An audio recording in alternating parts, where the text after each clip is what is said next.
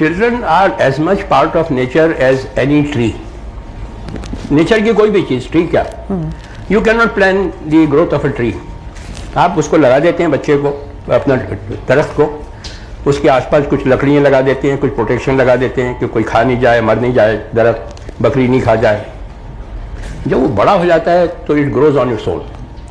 आप ये प्लान नहीं कर सकते कि इसकी एक दरख्त ऐसी निकलेगी, इसकी एक शाख ऐसी निकलेगी, इसमें पत्ती ऐसी आएगी। फिर वो तूफान की भी फेस करता है, हवा को भी फेस करता है, वो खड़ा रहता है, बरसों तक खड़ा रहता है, साया भी देता है, फल भी देता है।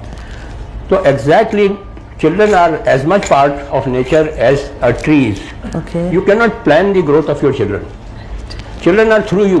Children are not you. ये खलील गिबरान की लाइन है। मैं चोरी नहीं कर रहा हूँ, मैं उनको क्रेडिट दे रहा हूँ।